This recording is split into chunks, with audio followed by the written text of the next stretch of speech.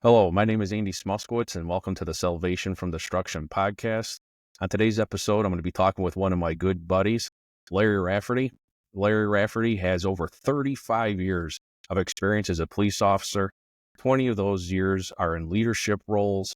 He's had 42 honorable mentions, 7 meritorious awards, and various other police medals and accommodations. He's investigated over 350 murders, and he is currently the deputy chief in a town in southern Cook County. How you doing, brother? It's good to see you. Good to see you, pal. How are you? I'm doing great, You look man. good. It's been a few years now. You look good. Yeah, you too, I'm glad man. you're happy. I'm glad you're Yeah, happy. yeah, I'm doing great, and just to kind of give everybody a little bit of where we met and how we became friends over the years is I became a detective in 2008. And I think you came on the task force in 2009 for when you and I worked Right, together. when we worked together, yeah. I had started on the task force in 1999 when it was first created. And I was in the first investigator class when they were building this thing into what it is today, 25 years later. Just a great working machine the way it works. And, in the role playing, and everyone has their role in that. And, I was off for 2 years and I came back as commander. I was a team leader when I left. I came back 2 years later. Um, and I was made commander of the task force. Nice. Yeah, because I remember when you came on, Mhm. because I was already on it for maybe about a year. And then you came on in 2009. And I just remember, when you came on, I didn't know you obviously at all. Right. And there was an assistant commander at the time. I remember maybe he was just a supervisor, and we'll call him Scotty. And we both know who he is. I remember Yep. going up to him Yep. and just saying, "Hey, have you ever worked with this guy before?" And I just remember Scotty kind of looking at me with the look that we both know that Scotty gives. He kind of cocked his eyebrow a little bit, and he's like, "What? What are you talking about?" I'm like, "Yeah, I know we're getting this new guy, Larry Rafferty. Is he cool?" And he just goes, "Bro, just be squared away." But yeah, he's great. I've worked with him for several years, and he spoke very highly of you. And you just took all of us under your wing, man. And when you came in, we just hit the ground running. So, and it was a whirlwind to work with you and an honor for all Thank those you. years. Thank you. I appreciate you saying that. Yeah, It definitely. means a lot coming from the guys who are out there doing it every day. And that was me for 8 years on that until I came off, and then I came off for the 2 years, came back, like I said, as commander. When I came back, it was just it's a different role, and it's a different kind of feel when you're in that. And you know you're now the boss, and everybody's looking at you, and everybody wants to see what you are, just like you said. Hey, Scotty, what kind of guy is this guy? Well, I had 100 guys on there. It's a 100-man task force, and it's broken into two separate divisions, but I commanded both divisions, and of that North and South group. And so you're the boss, and everybody's looking at you, and everybody's kind of got that look at you, like, hey, what's this guy going to bring? Uh, What's he going to bring? What's he going to be? Is he going to be a leader? Is he going to be a guy, that we're going to be able to look up to, or come to, or be able to go to when we need them?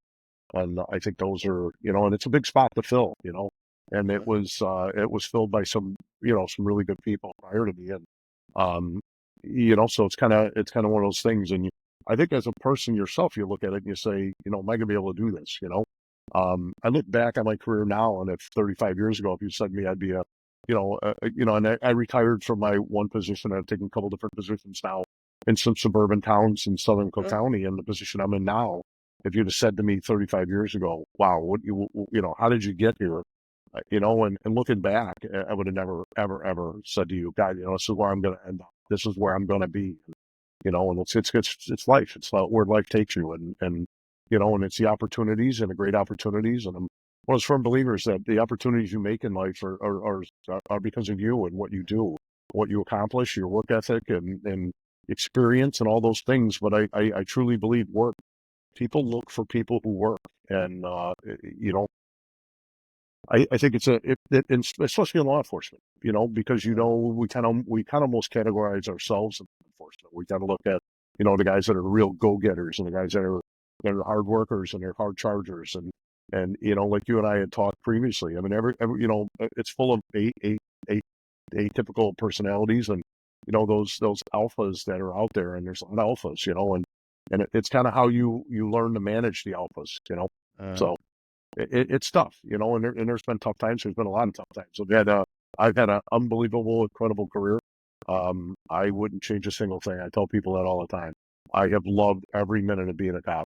Ups, downs. As you know, my dad was a policeman in the city, and he used to always say to me, "Your career's going to have its ups and it's going to have its downs." And then you ride the ups and the downs. You kind of work your way through, and those downs being those kind of bad times, where things are going on, and maybe, in law enforcement, we always talk about the pendulum swinging, and it's one of those things where it's kind of those ups and downs. When the pendulum's up, everybody's up. Law enforcement's feeling good. Guys are doing their job. Guys are working hard. Good things are being done. Cops are making good arrests. They're doing their job. They're solving cases. They're doing things like that. And then when the downs are, it's kind of that lull period where we all look and kind of go, boy, I hope we get out of this soon. And I truly think we're coming out of this now. I truly think we're starting to rebound, and we're coming out of it now. And I really do believe that. And just because you see attitudes change and people's looks changing, and it's tough to be a cop right now. And it's been tough for the last 4 or 5 years for young police officers to kind of grasp this. Unlike you and I, where we kind of came in and it was a little bit different. And I came in and and way back when we had the Rodney King riots and everything go on with that. And I was a young cop during that stuff, and you look back and you think, God, are we going to come out of this? And we did. And then 9/11, we came out of in 9/11, we was like a springboard for law enforcement and fire and public servants and people that really cared about the public and wanted to do the right thing on behalf of everybody. And it's kind of you kind of realize that okay, we're on we're in a lull again. And I always think of my dad, and then I always think about those times when he said that to me, ups and downs, and 100% right, just 100% right, hit it right on the head, and those are the things that I look back and I say, okay, and I'm glad because there's so many good people in law enforcement, there's so many good cops that are out there every day, and you know that you were a boss, you know exactly what I'm talking about. Those kids that come out and work hard for and support these towns they work in these cities and municipalities they work in, they support them and they work hard, and it's good to see it come back. And once it comes back, I think we'll be in a good place. And I think we're getting better at what we do. I think every year we get better. Technology gets better. We get better.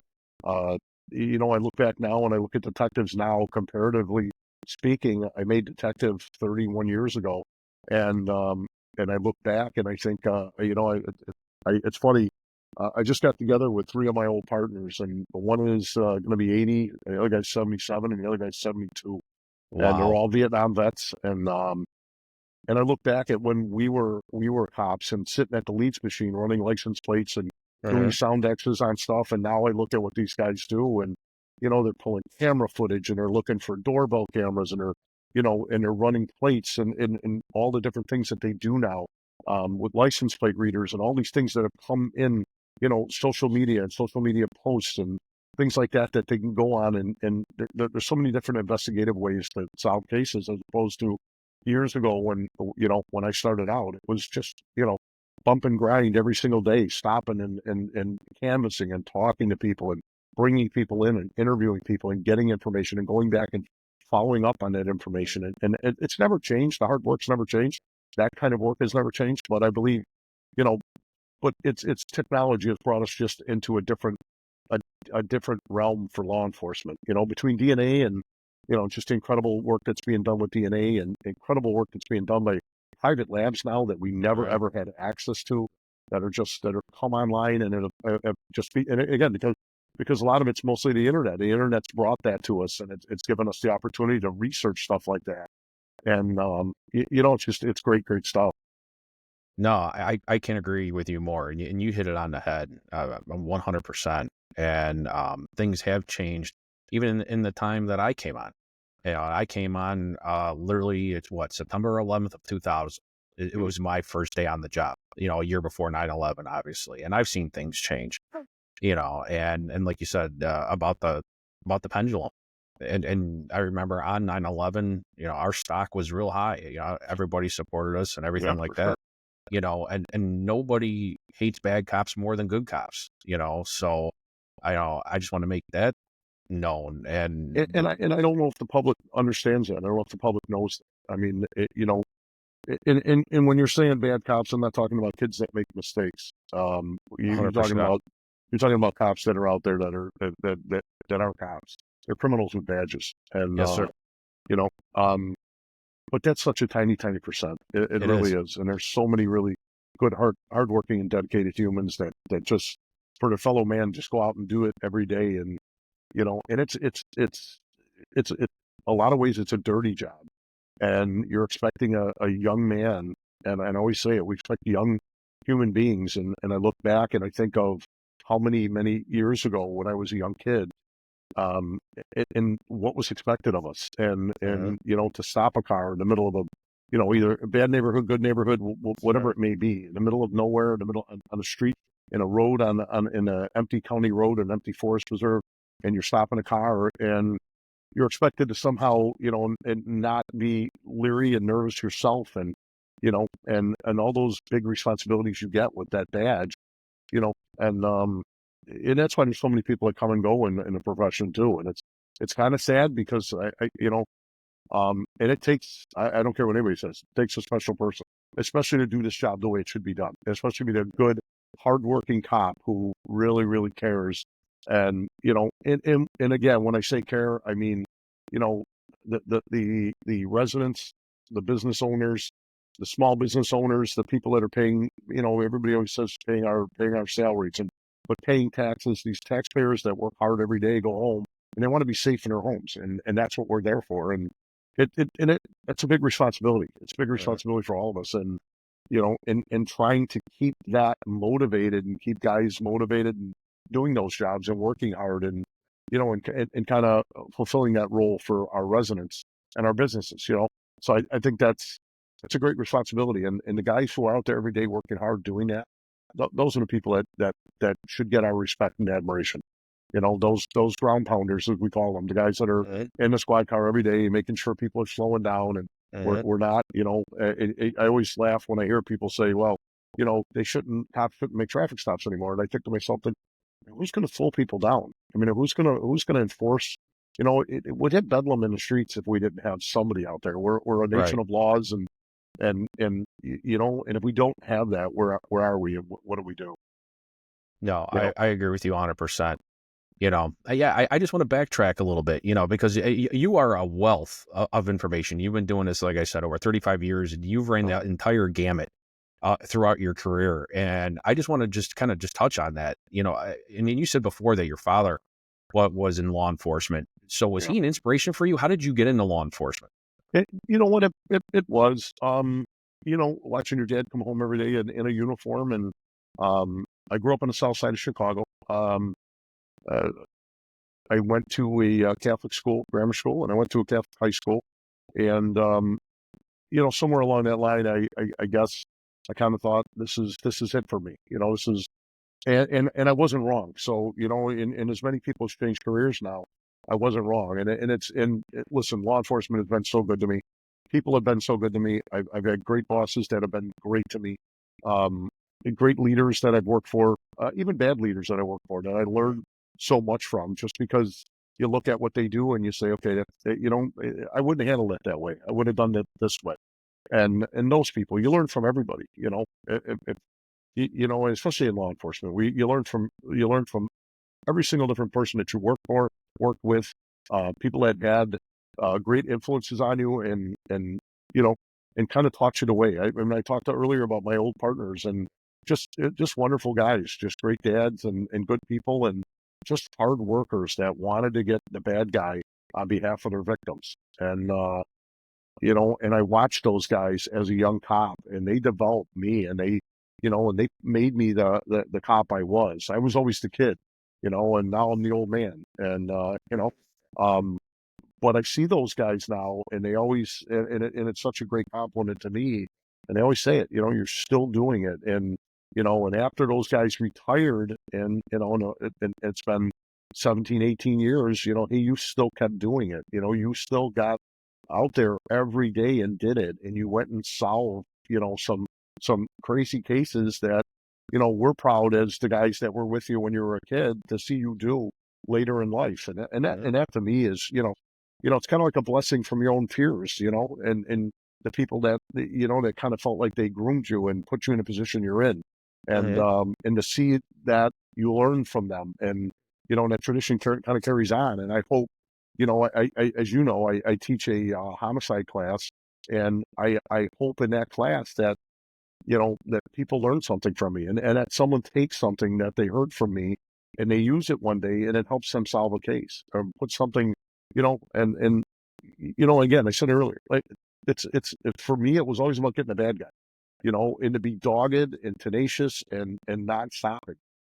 I mean, this, and one of the cases I worked, it took me almost 4 years to get a charge. 4 years is a long time. People look at you and go, "You did that for 4 years," and you kept going until you got to where you got to get that case charged. And, yeah, because there was a victim behind that. There's a family behind that. And there's carnage. And there's always those horrible memories that people have. And to bring that closure to, to a great family that was, that were just, that was just ripped apart because of inactions of another, and for you to be responsible for that, that's a huge responsibility, and, Yeah. No, it's a tremendous responsibility. And to be able to do that and do it well and continue to do it is awe-inspiring. And it's funny because I've had guys like yourself who have mentored us and who have had faith in guys like me when I didn't think that I could possibly do the job. And you've taken all of us under your wing and mentored us as the new guys, because I was a new guy too, and I had you and Scotty and a couple other great mentors that just showed us the right way to do it, how to do it. And not only you led from the front, you didn't just say, go do this, go do that, and just kind of sit back. When I worked under your command on the task force, all of you led from the front. And when we were exhausted, you guys seemed like you weren't exhausted, and everything in between. And you just led from the front, and you just taught us and mentored us, which I thought was fantastic. well, again, I think it's easier said than done sometimes. Um, when you have good people, and we had great groups. We really did. That North team, South team, were just some phenomenal guys that just, again, for them, it was getting a bad guy. Didn't matter where we were, didn't matter who the victim was. It didn't matter. We just went out, and it was about clearing that case, and it was about working hard. And I think the camaraderie had a lot to do with it, because I truly Mhm. believe, um, Mhm. you and I had talked, and we've talked before about a particular case that we were both on. In that particular case, it was about that victim. It was about that family. Um, and I think certain cases are, I don't want to say a wake up call for all of us, but I think they're also and I guess wake up call would be a good thing, just where you look at it and you go, God, that could have been me. That could have been my family. Mhm. That could have, and I think that's where people don't understand cops. And I think they don't look at it and they think, oh, they're just out there and this is what they do. No, it is what we do. But you know what? Especially that group, and that group of task force guys, you know, I always felt confident when we got somewhere that we were going to clear that case. And I think at one point when I looked at it, we had like a 79% clear up rate. Wow. Now, and again, sometimes here we'd work 10 murders, 12 murders, 15 murders a year. It would all depend. But to have a great clearance rate is huge. As when you look at it and you say, hey, is this thing working? Well, heck yeah, it's working. Look what we're doing. Mhm. We're at a 79, 80% clearance rate. I mean, that's a phenomenal clearance rate, and I think when you look at that and you look at the kind of people that were out there, and I think the caliber of detective, the caliber of cop, the caliber of person is what you look at. And when you have people like that you can say, God, what just a great group of guys that are just, again, I use the word dogged because, I was complimented by a state's attorney friend of mine years ago, and he said, you're the most dogged person I've ever been around. You don't stop.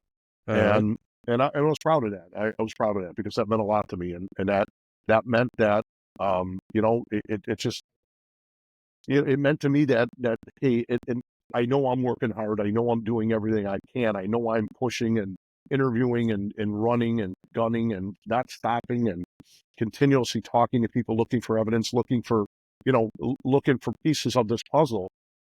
And there's someone there that respected that. It respected the shit out of it because we were out there doing it. And, that's a hell of a compliment. And I've always, I've always kind of prided myself on that. And I tell guys that now, even young detectives that work for me now, that I always tell them, be dogged and tenacious and don't stop.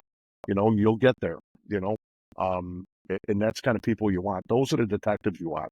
That dogged, tenacious, kind of nonstop, hardworking people, Um, a case of mine years ago took me out to Los Angeles, and I was utterly impressed with the LA County Sheriffs. They were an impressive group, and their motto is the Bulldog. And a state's attorney gave them the nickname Bulldogs because they said they just didn't stop. They were like a bulldog, They just kept going, and I don't know. As a detective, I don't know if there's a better compliment, And when you look at that, and I've always kind of thought to myself, what a great compliment for a cop. I mean, what a great compliment for a guy who, is out there trying to do the right thing on behalf of his fellow human being. And I think that we lose sight of that. I think society loses sight of it when they want to bash us and they want to call us names. They don't understand. Number one, we're human beings. Number two, we have our own faults, and you know, and every one of us is a God-fearing, hardworking human being, and you know, um, I think society loses kind of track of that. That we were just a group of guys that when we got together, we kind of thought, well, all right, let's get after it, and let's get out there and let's go, and we did, and we had a lot of success and solved a lot of good cases, and I mean there's a lot to be said for that, and again, I think society doesn't realize now that is kind of leaving law enforcement. Unfortunately, I think that because we go generations, right? We go generation after generation. My dad was a ending of World War II Korean War veteran, and they used to call him the greatest generation. And you look forward now, and as you're moving forward, you wonder what the names of these other generations are going to be called, because the Vietnam guys that I work with were just hell of cops, just great cops, and just good guys, and I learned so much from that group of guys, and those guys are my mentors, and the way they taught me is what I tried to give back to all of you guys. If you can walk people through what the task force actually was and how you were chosen to become the commander, because obviously when you come on the job as a rookie, you have to do your time in patrol before you could even be considered for the position of a detective. Then once you become a detective, to work yourself up through the ranks there, if you could just kind of maybe give the audience maybe a little bit of a perspective on kind of like your transgression through when you came on to when you became a detective, and then how you became the commander of the task force, and what the actual task force does, just to kind of maybe put it in perspective, if you could do that. So after and many people know this, after the Palatine Brown's Chicken murders, I think every suburban Chicago town, and municipalities and chiefs of police, mayors, managers, all kind of got together in locations, and they kind of broke it down by court geographical, suburban court geographical, um, um, court geographical placement where the courts were. And in suburban Cook County, there's there's 5 municipal uh, court venues for the Circuit Court of Cook County. And then I think after that happened, I think everybody realized we weren't. I don't think anybody, when that first, obviously a homicide with that many victims, I think people look back and said, God, what if that happens here? What if that happens to us? What are we going to do? And it was good that they did it. And in the late 90s, they started kind of getting the ideas together. Like, listen, manpower is huge. Getting towns to supplement manpower that a town of even as big as Palatine was even Palatine, in that many years ago, it isn't the size it is. But you look and you say, you know, okay, you got all these smaller municipalities, and some of these towns have 1, 2, 3, 4, 5 detectives. And what if we put a big, huge group of them together, got them some specialized training, got them into that role, and then have them all work together when one municipality has a serious homicide case, we can bring everybody together and put them all on that case together. And it started popping up in the south suburbs did it, and they made a giant one, and it went from the 5th municipal court district, and I know some 4th district towns are now in that 5th district group, and it went all the way out southeast, and it was kind of divided by the two biggest agencies out there, which was the Illinois State Police and the Cook County Sheriff's Police, and we kind of broke it up, and we each kind of took a piece of that big pie, and we created these groups within that big pie, and that's where we ended up. That's how I ended up with you, and the rest was history. So that was kind of the idea. Is then when a major incident happens, or a major murder case, kidnapping, non-parental kidnapping, which basically everyone's worst nightmare, child abduction type of case, and when that stuff happens, what are we going to do, right? What are we going to do? So. And it was a great idea. I think it's a great concept, and to do that, because you think about it, in the town you came from, you have 2, 3 detectives for the whole town, right? That's at 3. So there's so many places that have just that many. Now, when I was with the county police at that time, we had a huge detective group, and we had more, and then we kind of centrally located them all, and we came out of the central headquarters, and we used to be out in the suburban areas as detectives. We had a north and south group, and we were broken down out of districts, and that concept kind of went away in the late 90s. In the early 90s, when I went in, that's kind of the concept was south area, north area type of thing, and and again, in the county, obviously we had more homicides than a lot of towns, and that's kind of how and then there was suburban agencies that we always assisted, and and I worked a lot of suburban murders in towns for towns that were poor, some of the poor towns on the southeast end of the county, where we picked up their murder cases every year, and kind of cut my teeth on those, and started learning that way. And then when the task force popped up in the late 90s and the concept started, I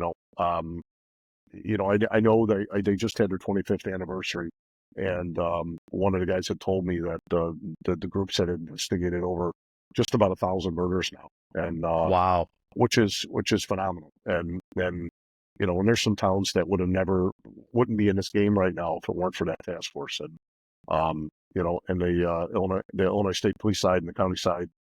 And thank God for the two big agencies that did what they did and poured the manpower and time into it. It was just a great, and the concept worked. It worked great, and it still does to this day. Those guys still do a great job. They do a bang up job, and again, you always, as a boss or as as a person in those positions, Andy, this, that you kind of always wanted to leave your mark. Leaving your mark was a big thing, and when guys look back and they say, "Hey, this guy kind of helped start that," and I'm glad to have that part of that, and and have that reputation, and still have that kind of mark on that whole group, and it's a great thing, and I loved every minute of it. I loved it. I hate it when it happened at 3 o'clock in the morning when you're home sleeping in your bed and it's January and it's freezing cold and it's snowing. Those are not Right. the days you want to jump out of bed and jump into a freezing cold squad car and have to, get the snow off it, and get it started, and take a hot shower when you've only slept for 2 hours, and, and try to get your wits about you, and now go out on 3 hours sleep, and, get out there and have Yep. to put your head around a bad murder case, and, walk into a crime scene a half hour after you got out of the shower, and think to yourself, okay, this is a mess. And, and got to figure this thing out, right? We got to kind of figure out what happened here. So, See, what I always thought was great, and what was always solace for us, especially during my tenure as a detective, was I knew as soon as I picked up that phone and I called you Mhm. that the cavalry was coming. And the beautiful thing about the state police and the county was they had the resources. So you guys had resources that we didn't have, especially with evidence technicians and, crime scene investigators and just the manpower alone. If we needed something, polygraph guys, anything that we could possibly need, we could just pick up the phone, and we knew that within a half hour to an hour, you guys were going to be there helping us out. Because like you said, we only had 3 guys in the detective office when I was there. And as well as there are so many leads, so many things to do, so many interviews, and we're going to talk about that here in a minute. But it's just so much to absorb. It's like drinking through a fire hose. And there's so many things coming in. And then when the resources arrive and all of you showed up on the scene to help us out, it was just kind of great to know that you guys were there for us and supporting us and just making sure that everything was done correctly and that all the T's were crossed and the I's were dotted. So that was just a peaceful feeling that we knew that we were going to have good, competent people coming to help us out. That was fantastic. That was what made me feel good.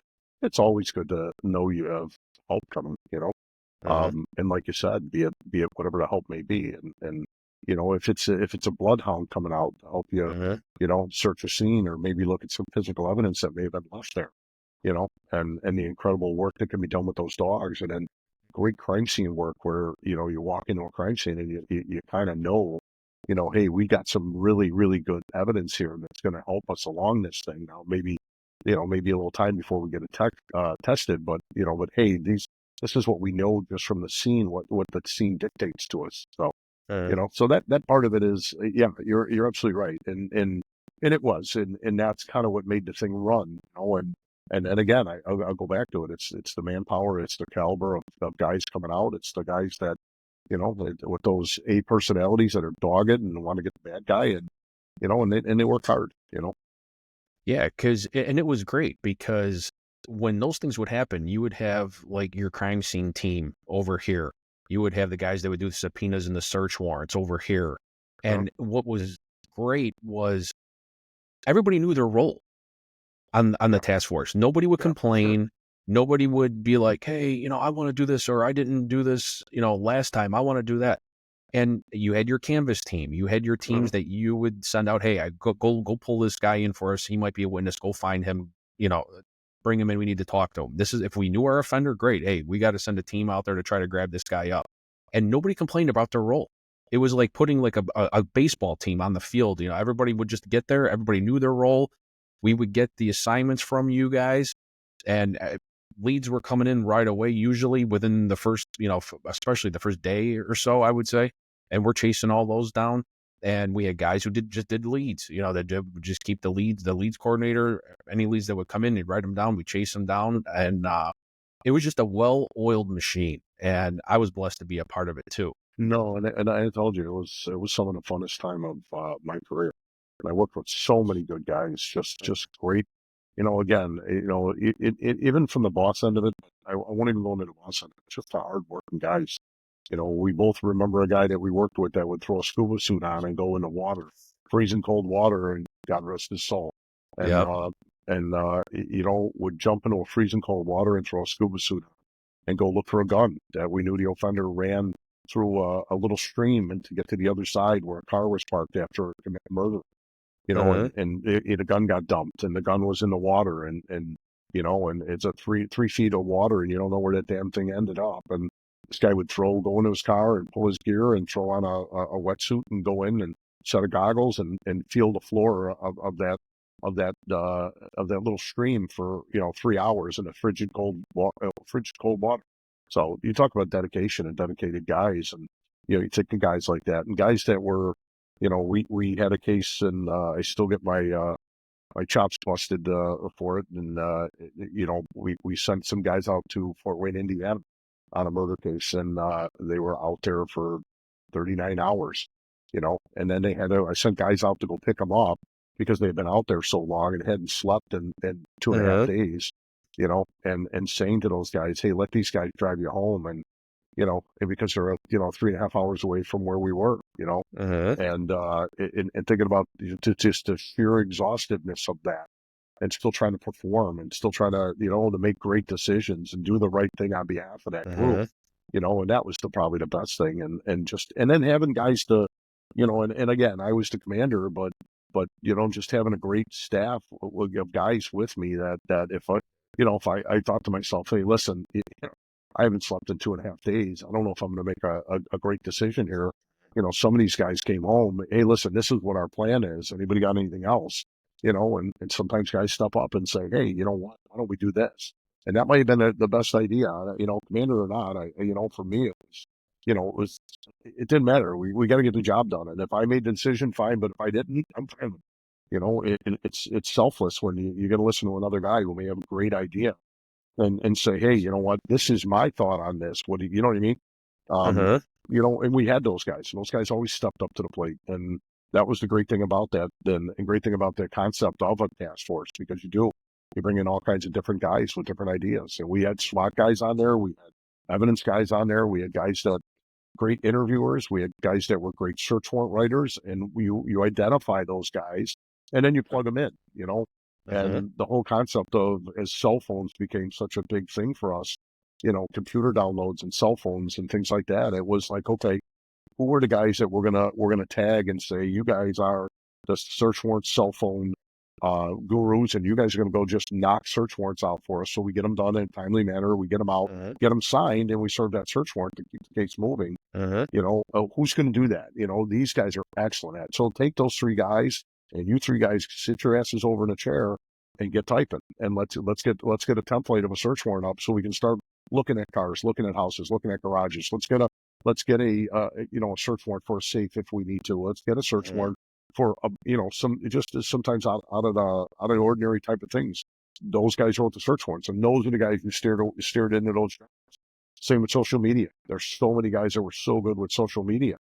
I'm getting to be an old man. I don't have any social media. So for me, having younger guys there to say, hey, guess what, dude? I need you to jump on Facebook and look at this guy's Facebook and tell me what you see. Tell me who he's been talking to. And then the guys that could dump phones and then going to forensically look at a phone and say, hey, this guy's wife is dead and he's been Googling how to murder your wife. I mean, those are huge, huge things. And it's, and those are things that, if you put the right guys in the right places and you say, hey, this guy's skill set, he can do this stuff and he'll do it really well. And he's competent at what he does. And then you get the guys that you say, this guy is just a dogged interviewer. So guess what? When we get that guy that ain't giving it up, let's put that guy in a room with him, because that's what he brings to the table. And when you have that many guys and you have that many, different detectives that are at your disposal to say, hey, Andy, you and so jump in there and go get a confession from this guy. We know what he did. You know what I mean? Let's get through this. So I think those are the things. And we saw some some brutal murders and brutal things that I think the both of us know. And me, it for me, it's been one of those things where I'm glad I sleep through the night. I'm glad I sleep pretty well. We always talk. You and I are both, steadfast Catholics. I don't go to church as much as I should, but I pray to God every day, and I thank God, and I thank Him for every blessing He's given me, especially now, and at the end of all this for me, coming to the end of my journey here as law enforcement, and people don't realize that. And, when I would walk on a scene and I'd sit in the car for 30 seconds before jumping out and, kind of getting my thoughts together and my mind together and ask the Lord to get me through this one, get me through this one. This is a tough one. And we both been on a few of them where we've looked back and thought, God, that took everything we had to get through this. And when I say that, I mean it from the simple fact that it was a victim that you looked at and you said, boy, oh boy, this is a tough one. This is a little kid, this is a little girl, this is a little boy. And to see some of the horrific shit that we saw, it takes its toll on us. And, but the greatest thing I think about that is, especially in that concept, I was always fortunate enough to work with such good people that they were in the same boat as you, and you had that commonality with it, and you kind of all knew that you kind of got through it together, and you got through it as a group, and you looked at each other, and and you could say, God, what a horrific thing, but you know what, we're here together with this, we're here as a group, and to kind of, hey, we'll see you guys at the next one, or we always knew, the next one was around the corner, and you know hey, and hopefully that one's not as horrific as this one, or hopefully this one, again, it's all a tragic loss of life, and for us, and again, it's not just the homicides, it's the suicides, it's that. Again, there's so much carnage, and there's so much carnage as human beings, and I think as cops, and I think now they finally are looking at us saying, hey, you know what, these guys do deserve a little more of that, well-being and that mental health stuff that we never got, and we're getting it now. And to me, it's just, it's long in coming. I think that's why alcoholism raged through uh, our calling, and the suicide rate is so high for us. And I think a lot of young people don't realize when they get into this what it's going to entail, and what it's going to bring, and what it's going to bring into your family, and what it's going to bring into your life.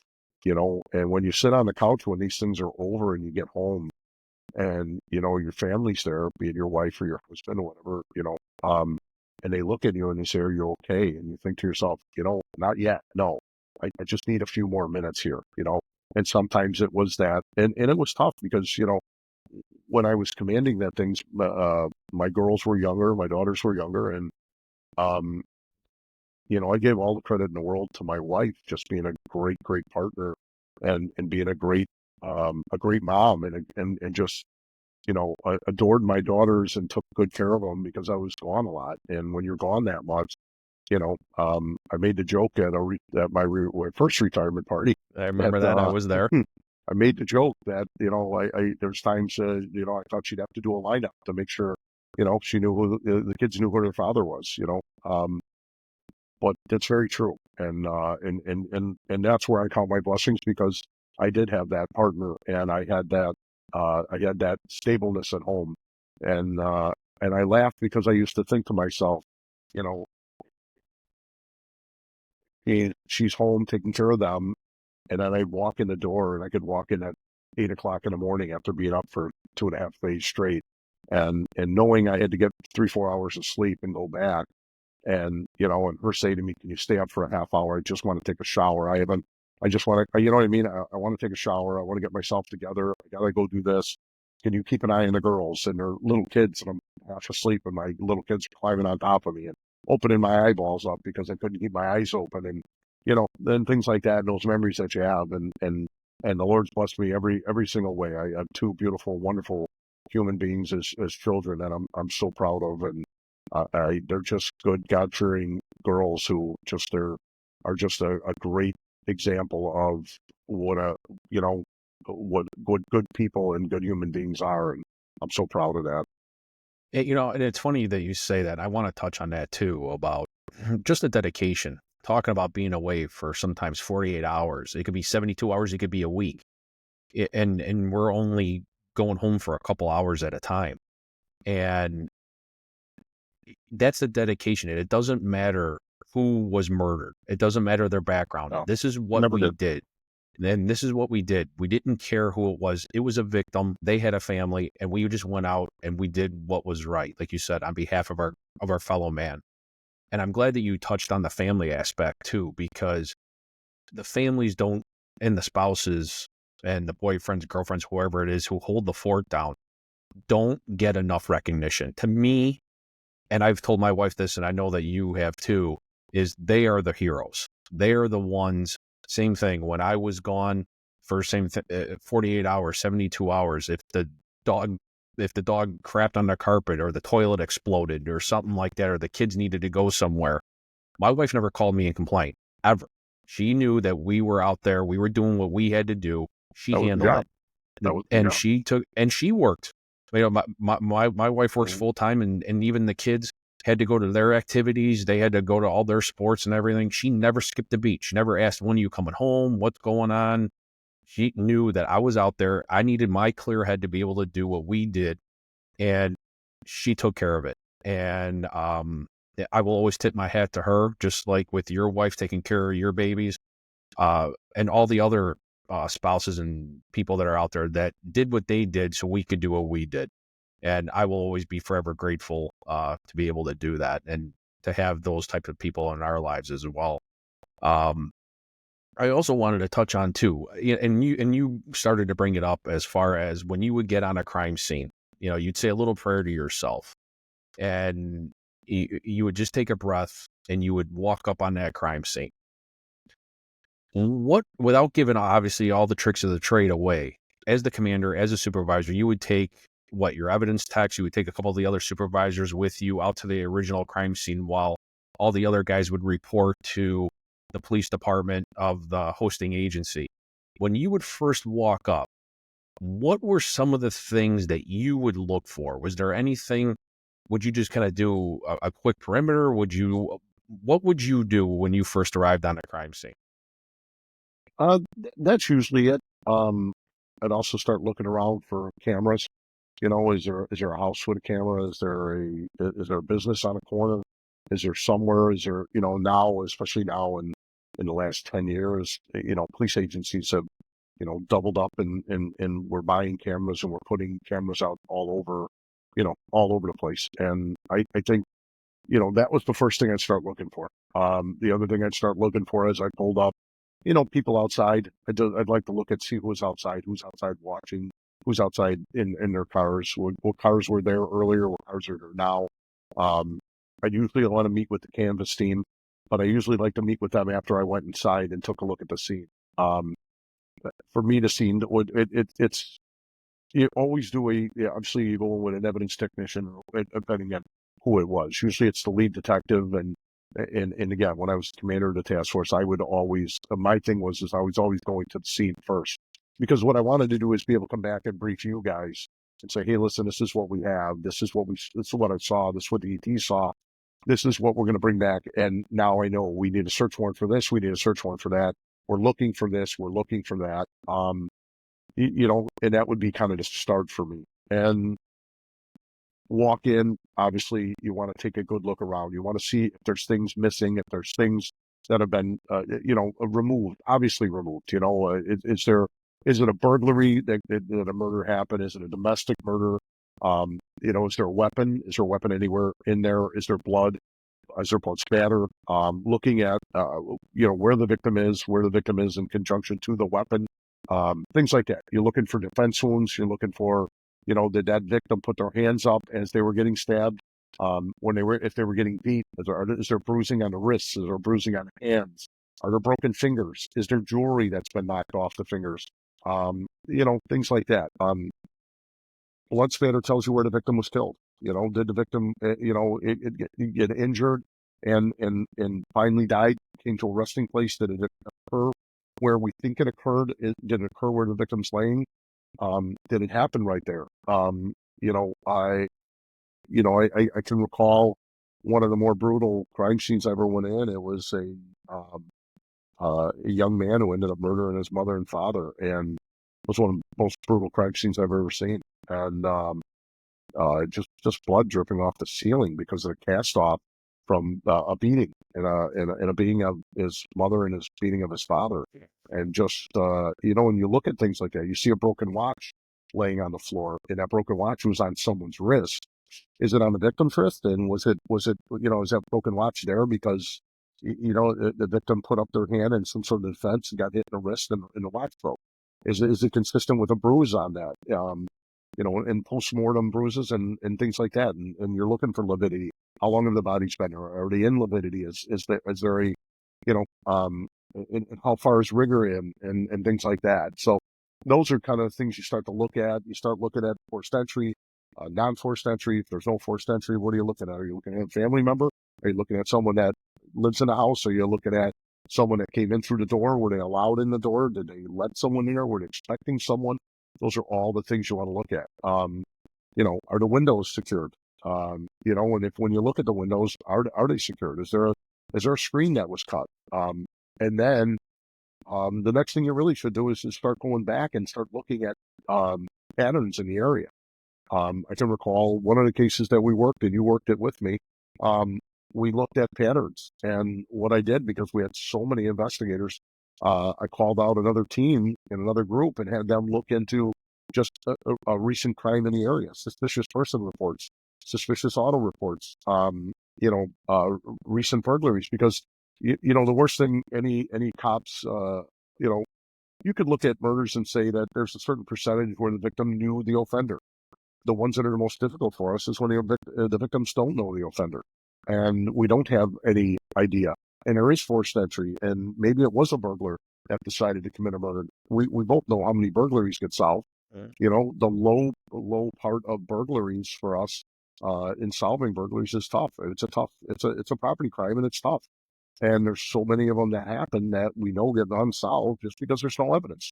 We either don't find anything in the house, or we don't have any, there's no neighbors that see anything. The canvas comes up empty, and, it's during the day, or, maybe the location is a little more exclusive than, next door neighbor living 10 feet away. In some of these rural homes where, you look and you say, geez, there's no real neighbors, or there is neighbors, but they're 30, 40 yards down the street, and there's bushes, and there's things blocking your view of the home, and view of the front porch, and view of any windows where someone may have come in. But you look at those, and you look at that kind of crime scene, and you say, okay, and then that's why you go and start digging into it, and you start looking at parking, people where they get a parking ticket, who got a recent ticket. You look at cameras, you look at things like that. You're asking neighbors those things. Suspicious autos in the area, suspicious people in the area. Those are reports that you'll pull up from, a couple, 2-3 weeks prior, and you look at those. So I think that's what you look for as you enter a place like that, and as you look at a homicide when you're stepping back. And it was kind of the idea is I kind of always like to give myself a few minutes in the car and say, okay, this is what we're going to do, and this is the game plan. And when I get these guys out here, this is what I want. I want that house checked. I want that one checked. Let's go down the street, and let's make sure we hit every single home. I had a brutal rape years ago, and it turned out to be the guy right next door. And and things like that you look at and you're like, wow, this was a canvas. And as I'm canvassing, I start realizing there's evidence at this house that's very similar evidence that was found at the crime scene. And things like that, where and those are the things you learn from. Those are the cases you look for. The other part is when you're looking outside, did he drop anything? Did anybody drop anything? Did they ditch anything? Did they throw a gun? Did they throw a knife? Is there blood drops out home? Was the victim injured, or the offender injured? Sorry. And those are the things you're looking for. So. No, that's all good stuff. Another thing too that I learned from you guys, being a young detective, was slow down in the beginning, and that's the one thing that I had to learn. Was when you're probably gonna laugh at this one. One of my very first activations, it was in the south. It was right before you came on. It was in the south suburbs, and I remember it was my very first task force activation. Now, as soon as the phone rang and I picked up the phone, I hung up the phone, you would have thought that I was an F-16 pilot and we just got scrambled because enemy fighters were over the country. Okay. Mm-hmm. I literally grabbed my bag. I was running out to my car and I was getting ready to go. And my old lieutenant at the time, he goes, "What are you doing?" And I'm like, well, we got to go. Let's go. And I go, "We just got activated for a homicide." And I'm literally running through the station. And it was just, he's like, slow down. And he goes, "We're going to get there. Let's get our things together. Let's make sure that we have everything that we need." And we went out there, and it was the same thing. We went out, and all of you were moving around. You guys were busy. You guys were active, but there was a sense of calm. Yeah, there is a sense of urgency with all of this. But when I became more experienced and I would show up on our murders that you and I work through or work with us in our town, is, yeah, you get geeked up, but you have to make yourself and even tell yourself, slow down a minute, take a breath. Let's see what we have. And because it's easy to get distracted by either the victim's family, by either other officers, other things going on, the media. And sometimes it's hard to not get wrapped up in those things. And for me, I had to physically tell myself, hey, take a breath, slow down. Let's kind of try to push this out of our mind, all the other outside noise. And I would grab Dave and we would go, okay, you and I, let's get briefed by the shift commander on the street that got called there. Let's see what's going on, what we know to this point, and let's just go slow. Yeah. And because sure. when we would call you guys would have questions. And if I wanted to at least be prepared as best that I possibly could to give all of you the information that you needed, because you needed that information, because then you needed to know what resources you were going to bring with you. Now, if I called you, which I remember doing that in the beginning, I was new, I would call you and go, hey, this is what we have. And you would have a litany of questions, and they were great questions. And I'm like, I don't know. And even your brother, I've worked closely with your brother, and he would ask me a couple times, hey, what about this, and this? And I'm like, I don't know. And he would just be like, okay. And he would tell me, take a breath, go back and find the answers to those questions. But that was the learning process. And you guys had that patience with all of us just to go, hang on, we're coming. But just in the meantime, figure this stuff out and let us know. Yeah, I mean, I can recall getting calls in the middle of the night, and they say, "Okay, listen, this is what I have," and I kind of said, "I'm right. What is your thought?" Well, it kind of looks like a suicide, but I don't think it is. And I said, "Okay, is there a note?" No, there's no note. And I said, "Okay, where's the body?" Things like that were always um of interest, because of what you're looking at, and all right, well, he's sitting on some tile by a front door. And it's okay, where's the gun? Well, the gun's laying next to him, but it's a couple feet away. So, well, where's the head? Is it obviously a gunshot wound to the head? And it was a gunshot wound to the head. And when I would get those calls, first thing I would say to them is, do yourself a favor, lean down, look at the victim's hands. And we talk about that. And all those kind of little things where you'd be like, look at the hands, because the hands tell us a lot. And, and again, the things that we look for, I think as and the older you get and the more experience you get, those are simple things. Those are things that you look back and you say, okay, you know what, and then that guy says to you, the greatest part about that is, oh yeah, I see what you're talking about. And they'll look at the hands and say, okay, you got it. And they say, well, you get yourself a suicide. You know what I mean? And they look and they go, wow, thank you. I appreciate that. I would have never called you if I would have known this. And those parts are, and those things are good. And, and there's been, plenty of those. And then there's been plenty of the other side where it's, okay, we may have just a bad death. People die, and people die in horrible fashions. And I remember, Scotty was a new detective, and he called me up and he's like, Sergeant, I'm going to ask you a question. He said, I got this death over here, and there's just a ton of blood.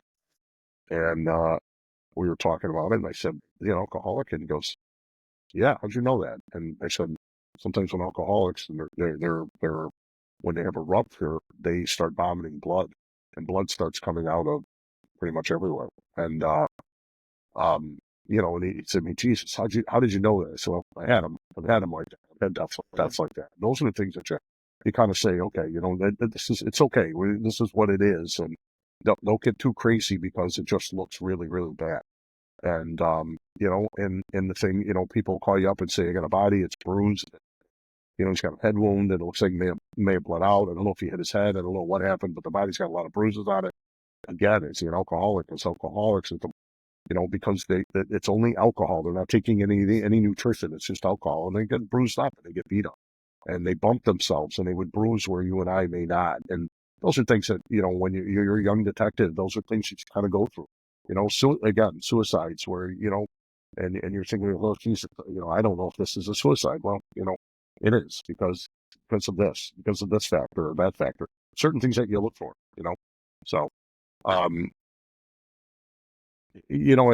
I think that, when you talk about that confidence, I think there's two ways to look at that. I think, unfortunately, I think as the leader, you have to portray whether you're shitting your pants or not. And you're thinking, oh, this is going to suck. We may not solve this one. This is Right. a brutal, brutal murder, and this is terrible. And boy, we have nothing right now.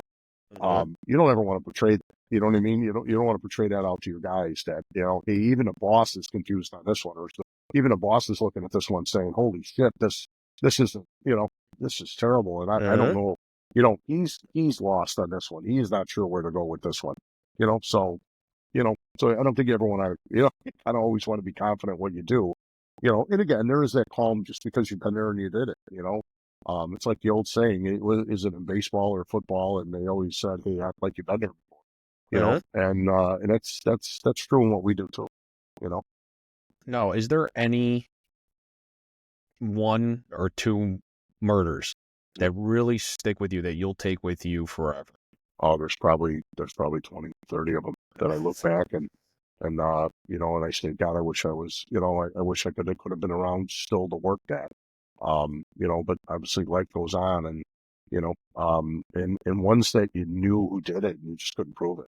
And you knew, and when I say that, I say you had evidence, but you didn't have exactly what a state's attorney would take and could prosecute it.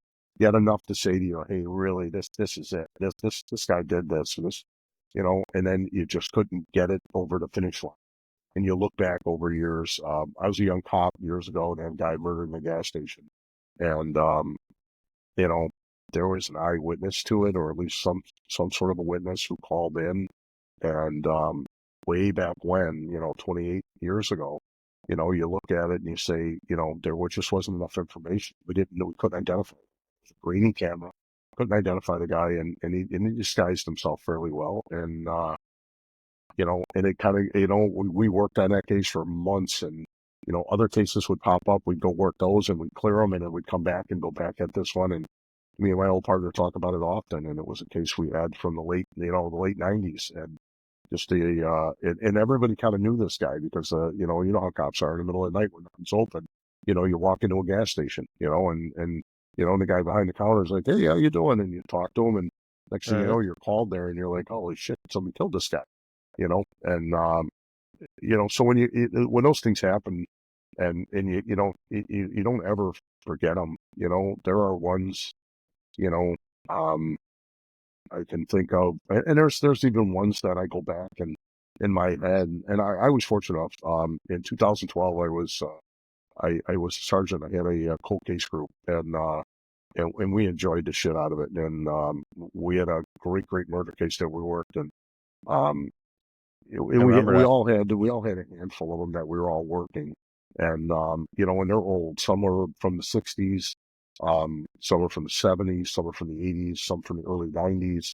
And they're 20-year-old murders, 30-year-old murders, 40-year-old murders, and looking at them and seeing if there's anything you can do, and kind of going through them and kind of reading them, summarizing them, and saying, okay, we can do something with this. There's some evidence here. There's some things we can do.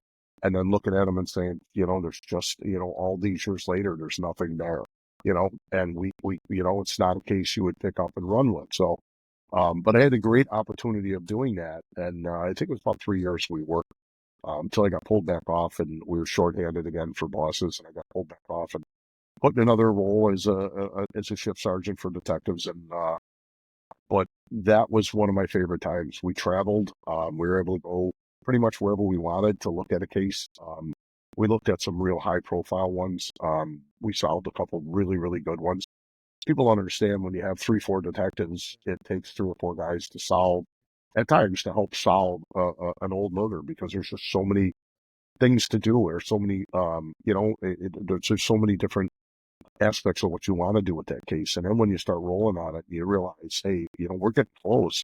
I think we could do this, and we've identified a guy, and this may be our guy. And by the time you get there, it takes time. And, we had a couple where we worked them for well over 2 years and just pounded the pavement for 2 straight years. And we cleared a murder that was way up in the northern forest preserve. And it was a young boy that was strangled to death. And I will never forget that. I actually still talk to his mom to this day. And he's been dead 32 years now. He was murdered.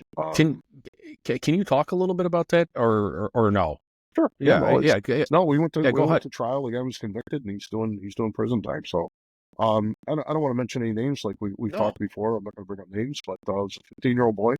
He was out with his buddies, like you and I did when we were, 15 years old, and he was he lived in a north suburb and was out with his friends, and his buddies went one way, he went another way, and all that night they recall a car kind of following them around, and they kept seeing a car at different locations where they were throughout the night.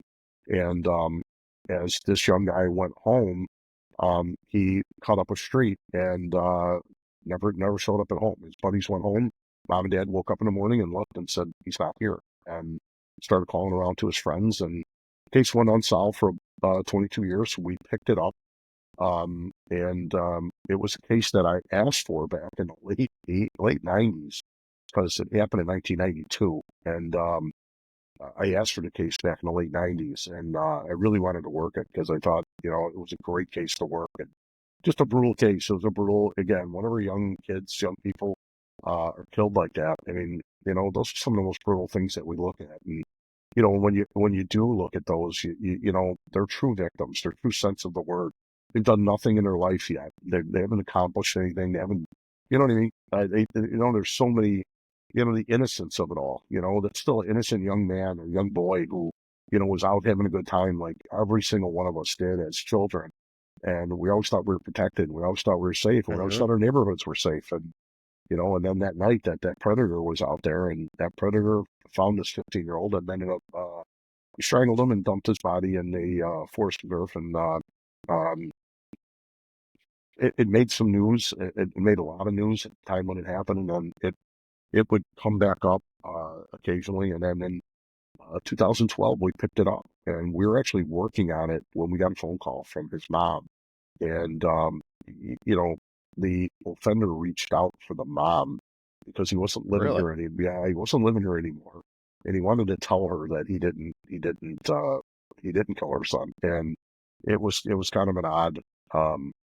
It was kind of an odd conversation, but we thought timing was right, and we pounced, and we ran with that for 2 years, and we ended up charging it. They used a couple different things. We had a jail informant that helped us, and used some really, really good interview things. It took us to California for a week, and that was earlier when I said I worked with the LA sheriffs. That's when I was out there working with them, and just a great group of guys. And but that was one of those cases that took us out there, and we spent a week out there, and took him into custody, brought him back, and got him back to Chicago, and went to trial. I think 2 or 3 years later, and we had a guilty, and I was really happy with it. It was just a great case. And it wasn't one of those cases that when you look at it and you go, oh, it was a DNA case. And it wasn't. And there wasn't any physical evidence to it. It was one of those cases that we had to build brick by brick by brick by brick. And when I talked about being dogged, we just never gave up. We just kept pumping it and going and going.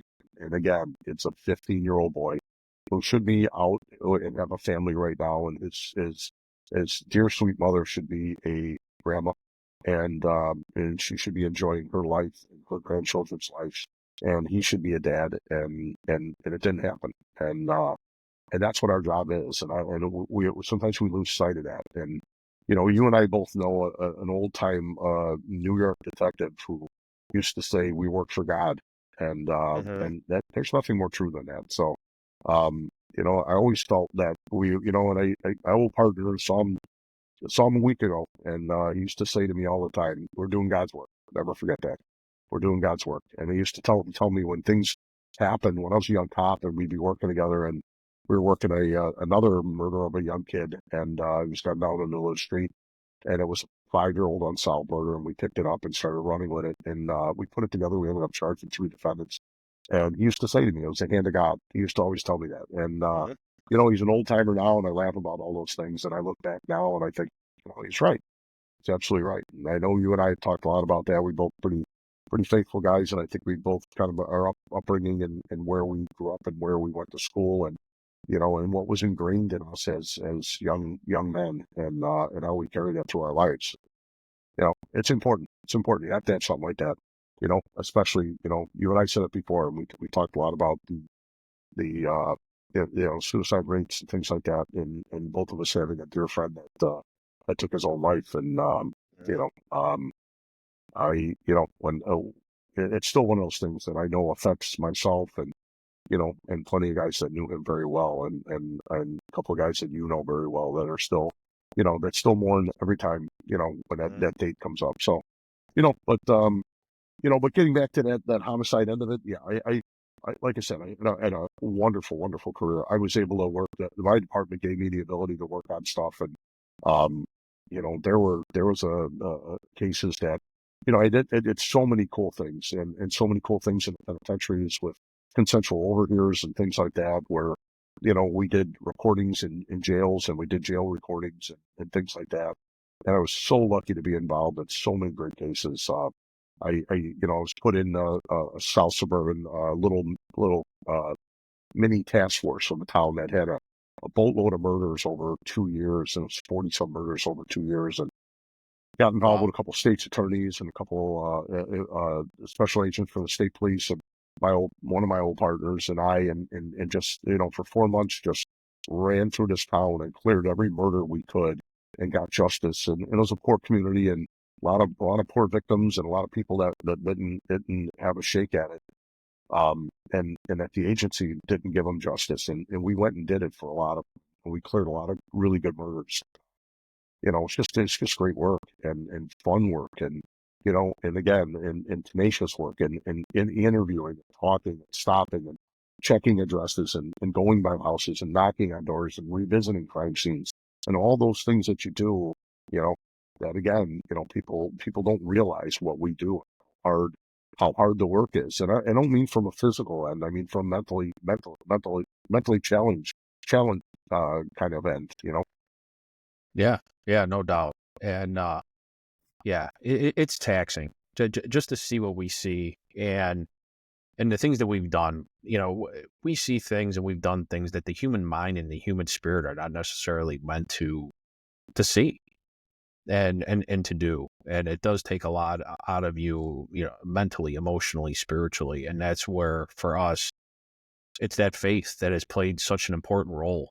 And I know I couldn't have done the things that I've done. And even now, post retirement for myself, um, I couldn't have done certain things without my faith. And I know for me personally, after I retired, is when I had to face a lot of the traumas that we've seen, or Mhm. that I've seen, because in facing those and having God walk alongside me for that, it's helped me be a better person overall. It's helped me be a better dad. It's helped me be a better husband. And I thank God for that. And I'm glad that you've touched on that, because it seems like right now that's the elephant in the room with law enforcement, because a lot of guys and girls don't want to talk about it because they're afraid that they're not going to be trusted by their peers, or they just want to. I've heard a lot about just suffering in silence, being not talking about it, just kind of suppressing it.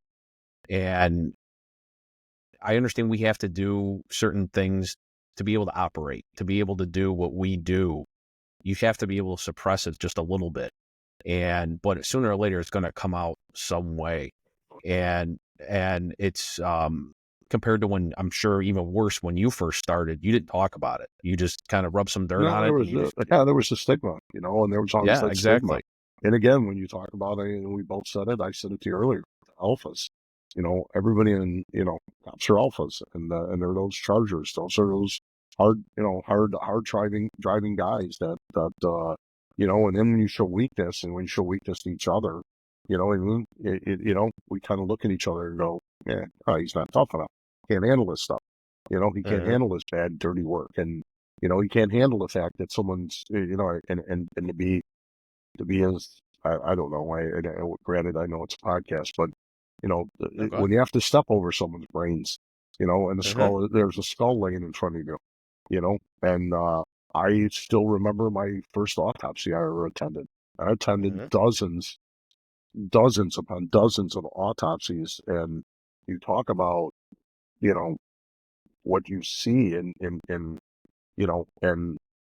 all those things that kind of rush forward, and even as a young cop, how uncomfortable those things are, standing there, and you're thinking, oh my God, this is my victim that I just saw yesterday. He's laying on his kitchen floor now. Here he is, and you know what I mean.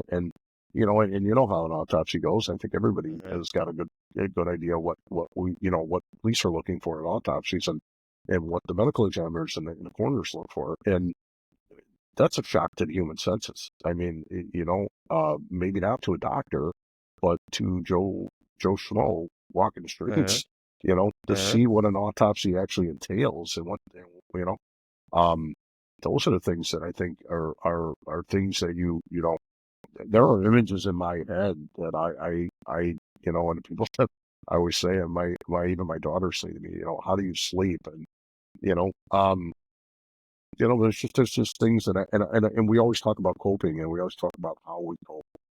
Some guys turn to the bad side, and some guys turn to that side. Now, I'm not going to tell you, I don't enjoy a nice glass of bourbon. I don't enjoy a few beers with friends, and Of course. Of it, course. it for me, I think it's probably a lot of it.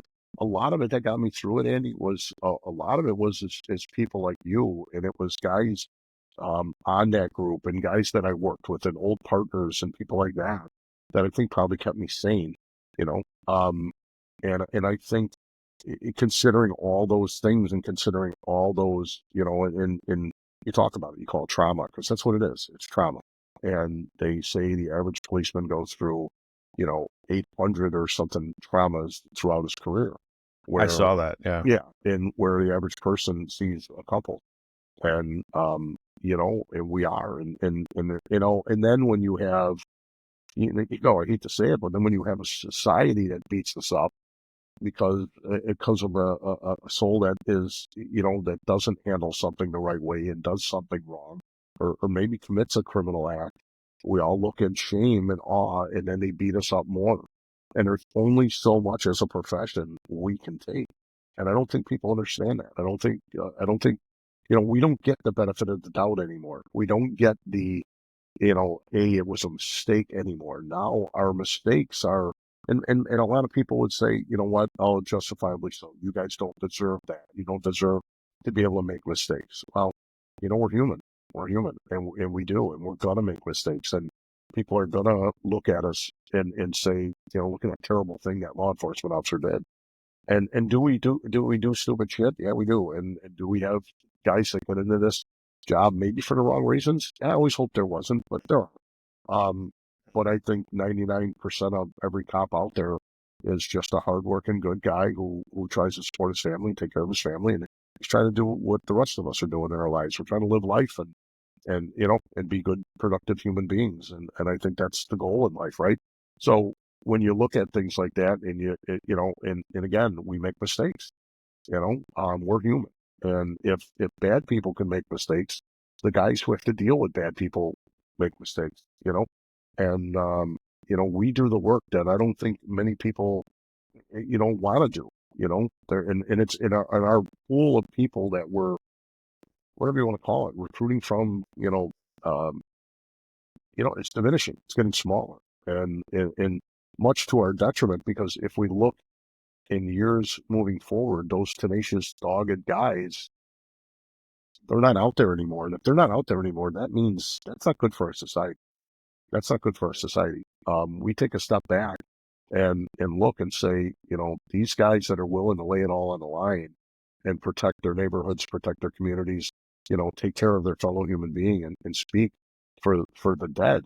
And I know it sounds kind of cliche, but guys that are willing to do that and guys that are willing to work really hard to get to that point. If those people aren't out there anymore, what do we do? What do we do as a society? And I think sometimes justifiably so, we get beat up, but I also think a lot of it's unjustified. And I don't think a lot of people, ever put themselves in our shoes and say, hey, I can understand why that happened. I understand why that officer did what he did, and, you know, it's a shame. We're willing to forgive other people for things that they do, and we're not willing to forgive the people who are out there every day trying to do the right thing. Um, and it's kind of bad. And I believe that's part of our suicide rate, and I believe that's probably the stigma that we live with. You know, um, Is there anything that you would say, like if there was, an officer struggling right now? Because I know I've received phone calls, mhm, from officers who are struggling, who have seen some of the things that we've seen. and are struggling, and they're like, "Hey, look, I can't sleep right now," or I've drank too much today, or did these memories keep popping up in my head? And first and foremost, I just listen to them, in the beginning, and then I just tell them if what you're feeling is normal, because that's where I'm starting to see is they're scared that they're feeling this way, and I'm like, I've been there. I've done that as well. I felt that way. I would worry if you didn't feel upset or scared. If there was an officer that was out there that was struggling too, and you being the seasoned veteran and the leader that you were, is there anything that you would say to him Yeah, as go get well? good help. And, it's pretty simple. There's peer support now. There's tons of different places that do it. One of the only benefits I see of Illinois' changing of the way, they named it the Safety Act, and one of the only benefits I see of it is that law enforcement has to have basically a meeting once, and they really put a year on it. But the municipalities have to pick up what they call basically a mental health interview or a Sure. counseling interview with a clinician, and to sit with someone. And maybe I'm calling it the wrong name. It's a mental health kind of just a chat, you know. And I think they're good for everybody. And most guys don't need them. Most guys are good. Most guys, walk away and go, "Great, that was 15, 20 minutes, a half hour of my time." And I talk to a clinician. But the one guy that picks up and says, "Yeah, I really needed that," or the guy that looks at it and says, "I didn't know where I could get help," because, again, I said it, right, Andy, we're human, and we have stressors at home. There's guys may have bad marriages there. There's guys that may have things going on in their lives. And then they go to work and it compounded, right? And then they see something that just is horrifying to them. And then from that, they go back home to that bad marriage where they're not getting support and they're not getting, you know what I Uh-huh. mean? And they're living a life that, that their partner isn't there for them. And that officer feels more and more, kind of recluse and kind of, I don't know what to do. I don't know where to go. I don't know where this is, you know what I mean? But I can't Uh-huh. live, I can't live in this Uh-huh. world. And that's where we get to our suicide rate. And I think, I think get help. There's so many places out there. There's Copline. There's tons of different things now. Illinois started 988. And if you're law enforcement, there's a text number that you can text. It's you text blue to a number and they'll get your mental health. There's apps Uh-huh. out there now that plenty of places have come up with, and you can go online. But there's so many mental health stuff now for law enforcement, and if you need it and you think you need it, go get it. And all of us can't get through this life and this way of life for us. Of the shifts and the shit and the things that we see, and and the constant, it's tough when you look at TV and you think to yourself, you know, here we are again and we're on TV. My profession is on TV again. We are scrutinized and bastardized more than any other profession out there. And it takes its toll, and it's taken its toll on our people. And as a group and as administrators, and being in a position I'm in now, I make it that point to make those phone calls and check on people and see how guys are doing, and put out those things that, because again, I don't know what's going on in that kid's home. I don't know if he's having trouble at home. I don't know if he's got a Uh-huh. great wife or he's got a horrible wife. I don't know if he's got a great husband or a horrible husband. I don't know those facts, and I don't know if that person is 100% happy in their life, and now they come to work and miserable shit happens there. And that miserable shit compounds on top of the miserable shit that's going on at home. Uh-huh. And there's nowhere to turn. And when there's nowhere to turn, I think guys do things in desperation. And that desperation is a suicide, or drinking, or drugs, or stealing, or maybe doing something they would have never. It's totally out of character. But they didn't know where to go and didn't know where to get help. And there's help out there. And you got to ask for it. You got to look for it. You got to find it. Most places have EAPs, where you can go get help from your department. Most departments have peer support teams. If they don't, shame on them. You create a peer support team, get people that can help guys, you know, there's plenty of places now that even if it's your department and the department next door has got two peer support guys and you exchange information. Mm-hmm. And if Andy doesn't want to come and talk to Larry, who's his buddy who he works with every day because he's a peer support guy, and Andy doesn't want Larry to know he's having trouble at home, he goes to the department next door and talks to that guy, and that guy gets some help. Or he goes to his department and says, hey, this guy really needs some help. And that's what I think we've got to do for each other. I think we have to watch for each other. I think, there's no easy way out of all this in what we do. I think just having a good family, having a good home, having good faith and having faith in God that God's going to get us through this. I think that's probably what got me through. And I think, I think it's personality. I think all of us deal with this shit differently. You and I may be fine and walk away from this and go, hey, but, I'm okay. I'm okay. I can go home. Do I probably still eat like I'm 18? Yeah, I probably shouldn't, but, We all do. Is that part of those stressors? Is that part of that shit coming back? I mean, I don't know. I don't know. Could it be? Absolutely. But that being said, I try to immerse myself in my job. I immerse myself in my family.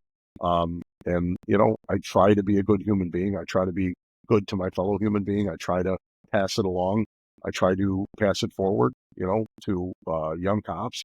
And I don't mean just that. I mean just being good to them and taking care of them and helping them when they need your help and being that guy. I think that's what makes us what we are. And I think how you and I handle this is different than somebody else, and some other guys do stupid shit. They get themselves involved in stuff that they shouldn't. And, and unfortunately they end up either out of this or something bad happens to them. And, again, I think the family base is huge. I think, taking care of your family, taking care of your kids and having those people in your lives, having those strong people in your lives that you care about, and it gives you something to care about. Gives you something that if you lost it, you'd look and say, God, I can't live without that. And that's, and if that's a good family and that's a great wife and a great husband or great children and people you immerse yourself in and I think that's probably the biggest thing for people. I think, and I think cops have to find that. And I think cops have to find that, that outlet, for lack of a better thing, a better term. Find that outlet. Find what makes you happy. Maybe it's leaving when you leave and left, and when you went and did what you did, and now getting your podcast up and going. I loved getting those pictures from you in the morning when you're like, you're out there pushing a horse and you're walking a horse and and everything that you did that life changed for you and from what we do and and everything slowed down and settled down and you looked at reality and said, this is me right now. This is where I want to be right now. And and some guys, again, I'll kick it up to how people handle all that. Some guys can walk away and see some of the nastiest shit and it never bothers them. Some guys walk away and they can't live with it. And, there is horrific shit in society that you see and we're the ones that are supposed to go out and do it every day. And it's not supposed to change us. And it's not supposed to, and there are certain personalities that it's going to change. And there's certain guys that, again, go away and go, hey, what a great career I had and I loved it. And, it was nasty and shitty at times, but there were so many great ups and downs.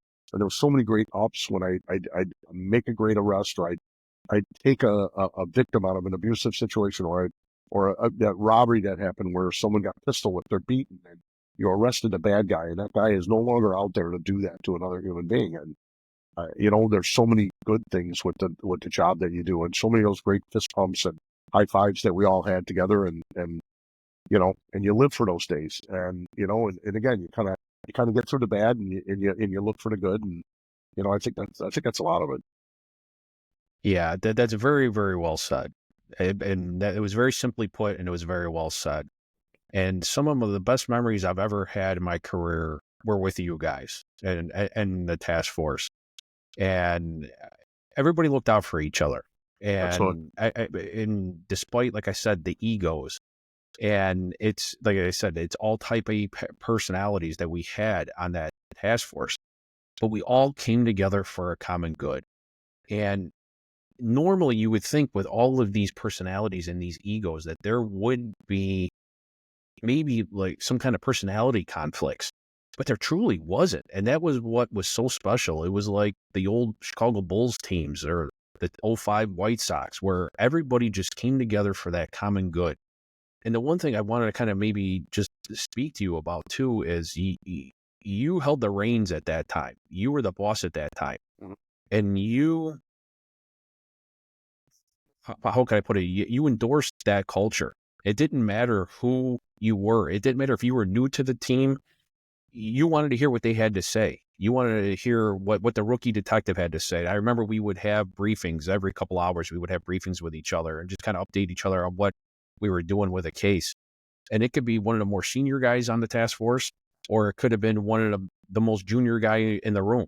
You wanted to hear what we all had to say. And if the brand new guy in the room said, "Hey, Commander, what do you think? What about this?" You wanted to hear it. And if it was a good idea, you would say, "Hey, make a lead. Make a lead sheet, put that on, go ahead and run with it." You encouraged such a positive environment. How did you manage a lot of these type A personalities, and how did you breed that such a positive culture amongst all these guys in such a stressful situation? That's one thing I've always wanted to ask you, because you had all kinds of different personalities. How did you keep it all together for the common good? There's times it wasn't easy. Um, and you'd have a couple little infights, and guys would be pissed at another guy for doing something, and you try to handle those on the side where nobody would see it, and you kind of, hey, listen, a couple guys not doing what they were supposed to be doing, a couple guys, maybe taking liberties where they probably shouldn't have, and maybe have done something that was what we were looking for out of that person. But I think those were so far and few between. It was a great group. I think everybody was there for the common good.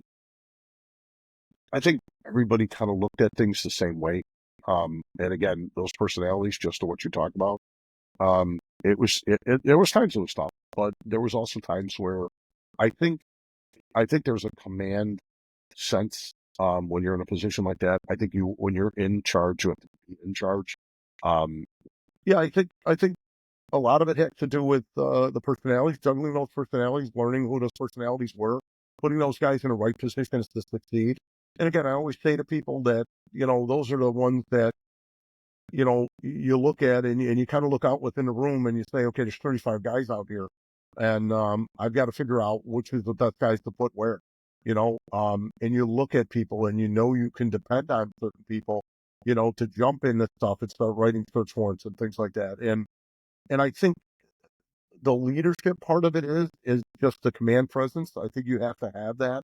I think your personality, you have to take over a room. I think you and I talked about this once before, and you always remind me of it. And I vaguely at this point, and just maybe, uh, getting old now, I just vaguely remember the conversation that we had, and you telling me, and all these years, you've always reminded me on a particular case that we worked. And it was a brutal case, and we talked about it. And I remember leaving the crime scene and coming back to you guys and getting back to the PD and going to give you guys a briefing on what happened. And because I think it hit home so much for all of us, because we were all, I don't know how many of those guys weren't dads at that time, and probably not many of them at all that weren't dads and weren't fathers, or even grandfathers for some guys.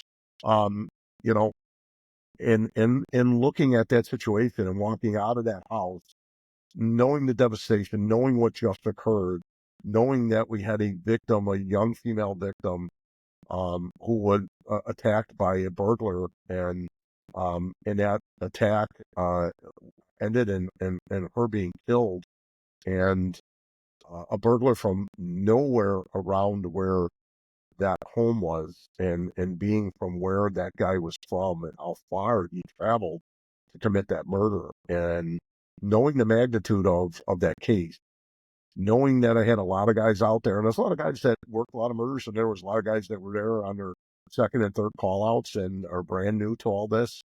And knowing that as the boss, you guys were all looking at me, and knowing that I had to say something and, and basically tell you that, hey, it was time to get down and work and get, and get our best effort and give our best effort. We've got a family that was just devastated. Um, I think a lot of us put our own, looking at that, looking at and saying, every one of us, I guess, could look at that family and say, could have been me, my wife, and my kids. And that could have been me. How many of us have looked at it and could say, you know, man, that could be me standing there with my wife and this devastation and that child being an only child and thinking, for that couple and thinking, God, they just lost their world. And I think there's a heaviness that fell upon me that, with that whole thing. I think there was a, and I knew in my heart, I knew that was going to be a huge media case and I knew they were going to be all over us. And I knew everybody was going to be looking at us, everybody, be it, politically, politicians, being a small town, not even having a full-time detective and us getting called there to pick up pick that thing up and run with it. I knew we were going to put our best foot forward. I knew I was going to need every ounce of everything from you guys to get through that. I knew it was going to be long. I knew we weren't going to be on this right away. I was hoping we were, but looking at the crime scene, looking at what I thought and what I saw, and how that occurred, I think I knew I had to say something to you guys. I knew I had to, it was one of those moments that, just like you said it, and it's funny because you were the one that said it, and you said you were like a football coach that day. It came up, and it Mhm. was like, okay, we're going in for the biggest game that this group has been in, and this is a big game, and we need to play our best. And and football is probably the best analogy of it. If I'm saying the correct word or the best, best portrayal of it is that we had to get in there. We had to do our best. We had to work hard. We had to be, again, dogged, tenacious, and just go. And I think, everybody rose to the occasion. I mean, everybody did, and everybody had to roll. And there were guys that, had, a different skill set. Yeah, there were. Were there guys that we gave them a little more of the less detailed stuff, and guys we gave them more detailed stuff and the harder stuff went to the harder workers and the guys that we knew we could really, yeah, absolutely. And I think that case kind of bonded that group. It was one of those cases where I think, again, every one of us saw our own families there. Every one of us saw, 100%. an absolute grief-stricken family, grief-stricken mom and dad who just lost their world. And, and it didn't have to happen. And I think we all saw the senselessness of it. And I think we all saw the sheer violence of it. And, when I was sitting in my car and after I walked out of the scene, I was in the scene for about half hour, I think, with the evidence guys and kind of getting a good idea and getting my thoughts together to come back and address you guys and sit down with you guys and kind of let's get the ball rolling. Let's figure out where we're going now, what we're going to do, who we need, what other resources do we need. I believe I called a bloodhound in. I think I had the Mhm. helicopter running up and down the whole Mhm. road that night, Mhm. trying to see if we weren't missing something or somebody. I knew we weren't really, really far behind. I knew we were probably a half hour behind that guy, and and I sat in my car, and it was one of those times where I thought, give me strength for it because it's gonna be a tough one. This is gonna take every effort, and I, as the boss, had to be on my game because, as you know, in that position, I'm the lead guy. I'm the guy that calls those shots. I'm the one that says we're gonna go do this, and this. Um, People don't know this, but I mean, and I don't know what even if you had knowledge, but we called the FBI and we asked for a couple behavioralists to review the case with us. And we sat on the phone. It was Randy and myself, and I believe Matt. We sat on the phone with them for probably about 45 minutes. And we Yeah, I ran didn't the know murder that. down to them. And the behavioralist called and said, hey, listen, we're going to get together. We're going to kind of go through this and we're going to profile something for you. We're going to call you up. We're going to give you some stuff to do and kind of give you as much as we can based on what you've given us. And they called back the next day, and I couldn't be more proud that they gave us about 15 things to do, and Randy looked at me and said, "You've already done that. You've already given those things out to Wow. those guys to do." He said, and again, it was a stranger. It was a stranger crime. We had we had our sketch. We knew we had a sketch. Um, I think one of the biggest things to break that thing, obviously, it broke itself. Obviously, with that little the officer from the other department right next door over in Willow Springs, he was the one that obviously saw that sketch and thought, "Holy shit, I know this guy." But the day before, 24 hours after, with the sketch passing those sketches out, blocking traffic and passing those sketches out, and ending up with two witnesses who saw the offender go towards the house. That was huge. And to know that our sketch was on and it was a good sketch, and you know, I will give that sketch guy credit.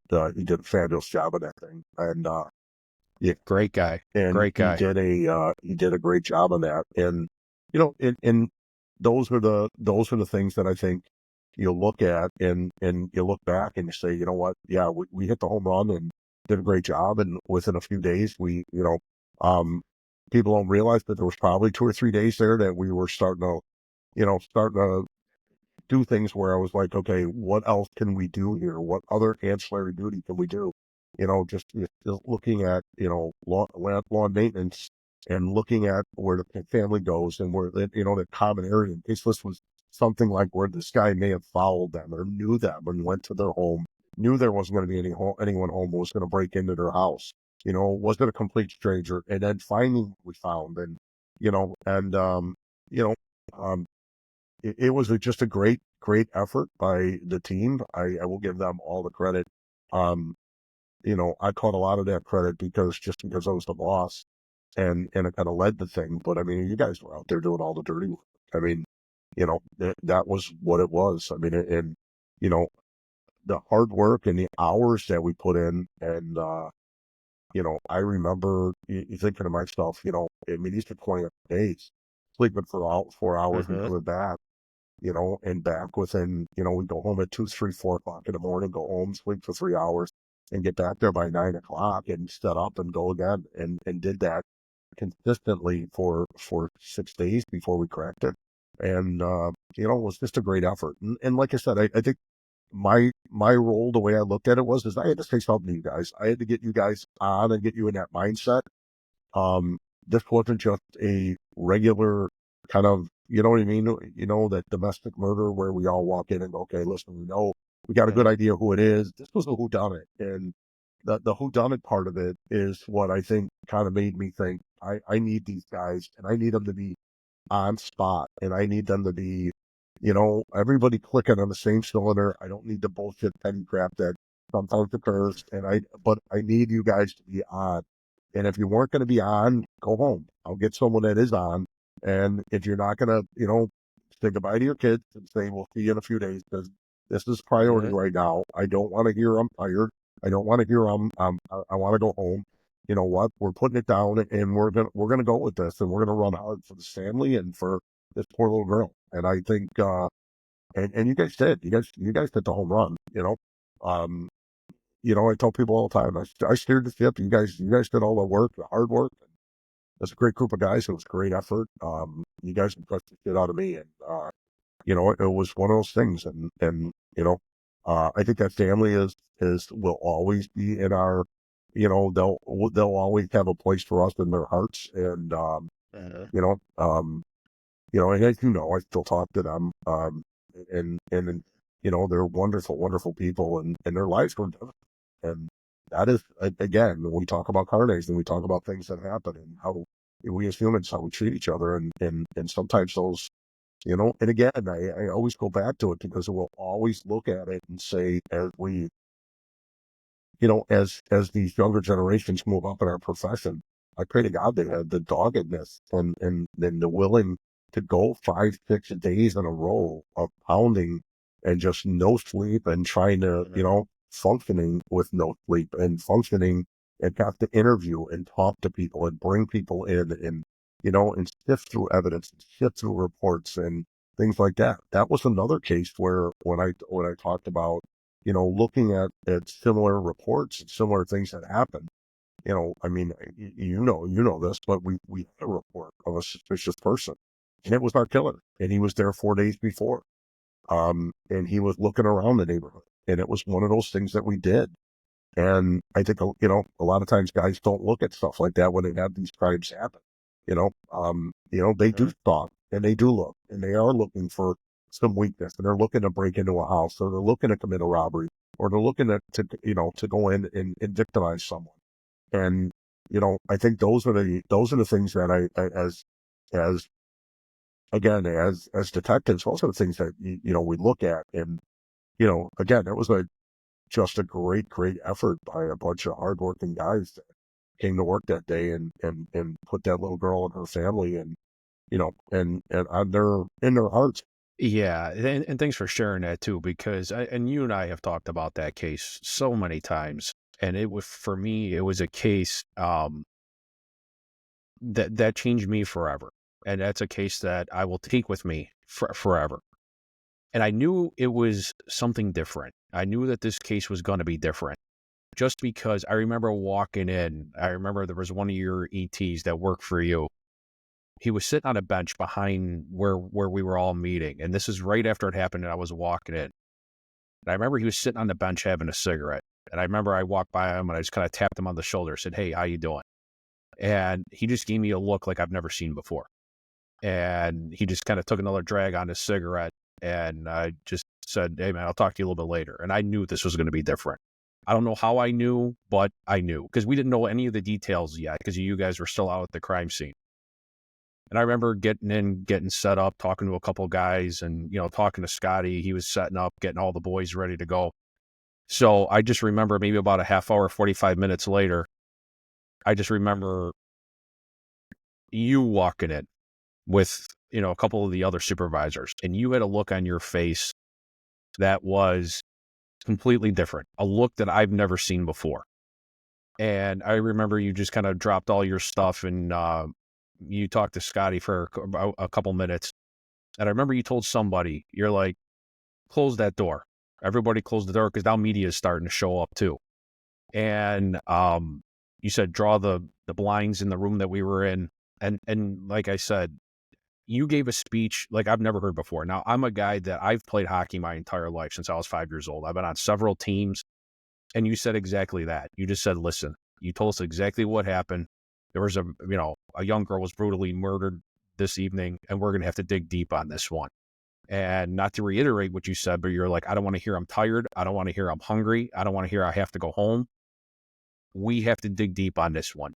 And, a family was just devastated tonight. And no offense, but if you can't be here probably for the next week, no hard feelings, goodbye. Leave leave, and we'll talk to you a little bit later.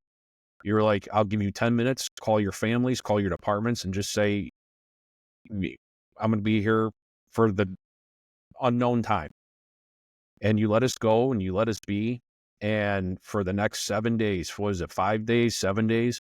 It All was we did 5 was just, until we identified him. Once we identified him, I think it took us 2 more days to get once we got him into right. custody. Yeah. And then, I mean, I remember officers or the guys that we work with. I just remember some of those guys slept in their cars because they didn't want to go home and get comfortable. I know one guy, he got the flu in the middle of it, and he went to a local hospital, took a nap for a couple hours, and got a couple IV bags just to get hydrated. But no one wanted to leave. Nobody wanted to leave until we saw this through. And then when we ended up getting the offender in custody, I remember you saying, "Hey, all right, guys, you know what? We got him. Great job. You guys are all released. You guys take care of yourselves. Thank you so much for your hard work." And the state's attorney was there. They were reviewing the case with you guys to get the murder charges for this girl. And nobody left. Everybody, to a man, wanted to see this case through to the end. And it was another, what? I don't even remember, maybe another 3-4 hours, Yeah, until before they approved the charges. but, but, Yeah. but before they approved the charges. And I just, again, it was kind of like waiting for like a jury, everybody just kind of milling around, we're eating. And by that time it was 7 days and we were on fumes. And I remember we were just, living on nicotine and coffee.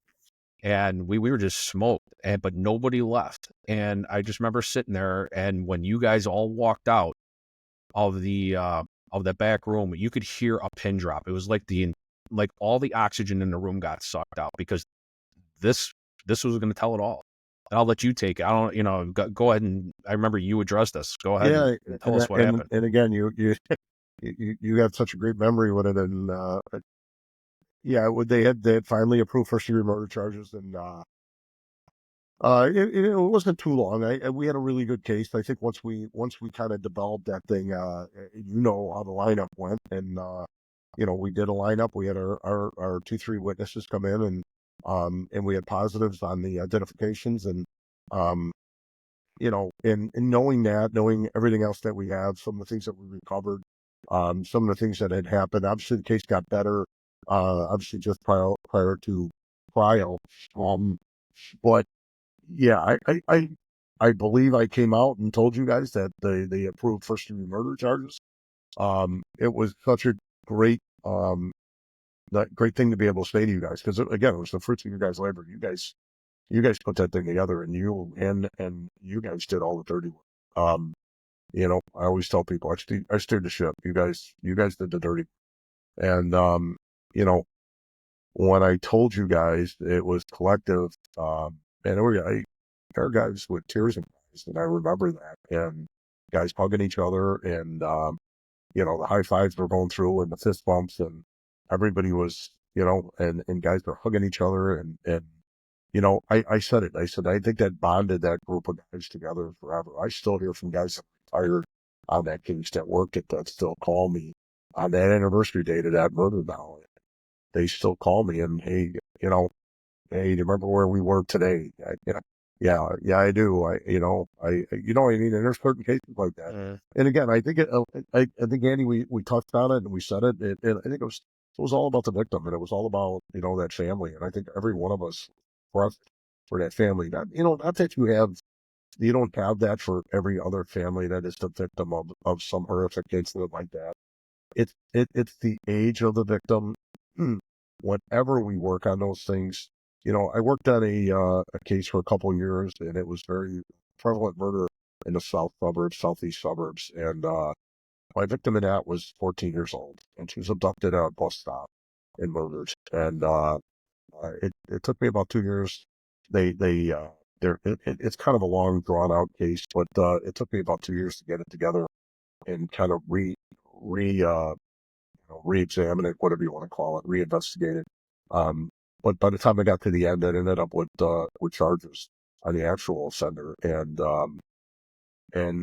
again, it was this little girl, and I always told people, you think about, the way I would look at it, and I think I said it in my opening to you guys. This little girl who ran around her home, and this guy chased her, and she didn't make it out the door before he murdered her. And, just like this little girl that I'm referring to now, it's she's living in she's a single mom, living in another community, lived in a poor community, and she's waiting for a bus and gets abducted by a, some podcasts. I'll keep my language to myself, but abducted by a guy, and this poor little thing. And I said to people, what do you think were the last few seconds of her life? Either of these two girls, what would you think would be the last few thoughts going through their head? Oh my God, I'm 14 years old and my life's going to end. And, that in itself has got to play and play a part of what we do, because that's the stuff that drove me. That is what I used as my just nonstop, nonstop attitude towards this stuff, and my way of thinking towards it. Or this kid, be it that victim or our victim when we work together, those victims like that, they deserve everything we can give them.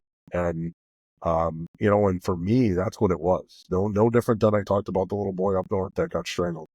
I mean, he was 15. those victims deserve every single thing we can give them. And if it means 2 years of my life to keep pumping away, that's my job. That's what they paid me to do. And, and I took pride in it. And I took pride in how I did it. And like I told you earlier, I was involved in a lot of cold murder cases, and I was fortunate enough to be involved. But, when you look at those things and you look and see how, when they're solved and what you've got to give of yourself, I heard a New York detective, and this guy that works in thousand murders, just incredible. Him saying every murder he worked on took a little piece. And I would say that's probably true. Because you do, you get to know the families, you get to know the people that are involved in this, you see it, you see how the families are devastated, and you see what it takes to get it to where it needs to get for that victim. And and it's such a big responsibility for us. And I think you have to, if you don't give that person 100%, shame on you, you know? And like I said, I've worked a lot of cold murders. I've solved a lot of cold murders. I was so fortunate to be in a position I was in where my department just gave me the ability to go around and do that, and pick cases up and be in the middle of them and solve them. That for me was huge, and just, and I enjoyed every minute of it. I had great partners. I had great people to work with, that just very, very tenacious, hardworking guys that taught me, and I know I taught them, and I know there was probably a big part of that. And and being, and I've got my accolades. I don't have any ill will on it. I've been recognized by the Illinois homicide investigators. I've been recognized by the Illinois Crime Commission, and those are things I carry as badges of honor, and and the honor towards the victims of these things. And that's where it is. It's always, if you're not set in your mind that this is about the people who we lost and the people that are at the victim end of this, and it's, and it's on, some other end of this, it's all about that. And that's what you got to keep perspective. And that's where the human toll comes. And that's where that, like I said, that detective making that comment that it takes a piece of your soul. And I think it does. And, and I think that's why, when cops retire, a lot of them want to get out of this and get away from it, and, and want to move on and do different things, just to what you've done. And, and then there's ones that don't know enough to get out of it and haven't walked away yet. But, the shop's always been good to me. And it's, I told you, I couldn't ask for a better career. Everything in this career I wanted to do, I did. And, and again, and the Lord's paying me back now. And, I always said, for whatever good I ever done for my fellow human being, He's blessed me over and over again. So, Thank you for that too. And that's how I felt. For me, I just knew it was time to go. And exactly the same as you. I did everything that I could ever possibly do in my career. I went out on top on my terms. And I worked with some of the best people in the world. I worked with some of the best cases in the world. It was an absolute honor to work with you and all those people on the task force. Likewise. And in closing, Larry, I just wanted to say truly, thanks for being such a good friend and always reaching out to me, and always just, doing that buddy check. You've always reached out. There's always been times where, you have those friends that sometimes, you don't talk to for a couple of weeks, couple months, but you just pick up the phone and just say, hey, how are you? What's going on? How's the family? And you don't skip a beat, you don't skip a beat. You jump right back into a conversation, and you have those great memories and those great feelings. And, and guys like you are I've told you that before, people like you are, there are people in your life that you meet and you want to remain in touch with because of what they bring to you. And I think that's you. So. Well, like I said, I appreciate it, and I appreciate your mentorship and your leadership. Yep. If anybody had any questions for you, is there a way that they could reach out to you? Do you want to drop an email or something? Sure. I'll give you my personal email. It's lraff@comcast.net. I'll put it down in the description. And as always, like and subscribe to my channel. Please give us a thumbs up. And Larry, I just wanted to say, lastly, one more time, thank you again for your time and for being on this podcast. My pleasure, pal. And it's great to see I appreciate you. It's great to look at you. I miss you every day, and I'm glad you're well.